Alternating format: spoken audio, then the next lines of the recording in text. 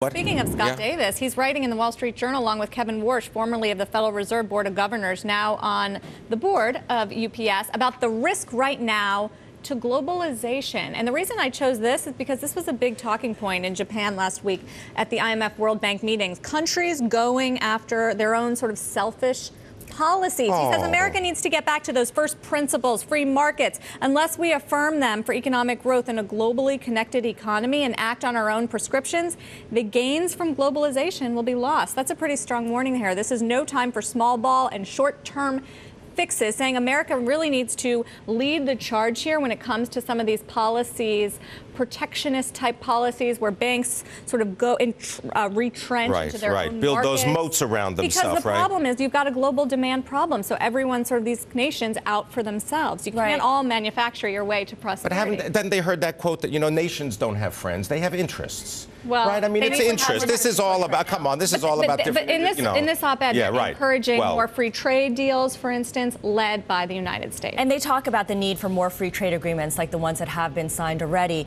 In trying to resolve the global economic weakness, you can't expect too much from politicians and perhaps the process of international cooperation like the IMF meetings that took place last week. This is according to Lawrence Summers, the former U.S. Treasury Secretary, who writes in the Financial Times that the world is stuck in a vicious cycle. He says if there is no consensus on the causes or solutions to serious problems, it is unreasonable to ask a political system to implement actions in a sustained way, especially in the industrial world. So he says the best one can hope for from politics in any country is that it will drive rational responses to serious problems. But this all comes down to that whole idea of, you know, no one can agree on how to resolve things. Austerity versus growth, which you've been hammering on about for months.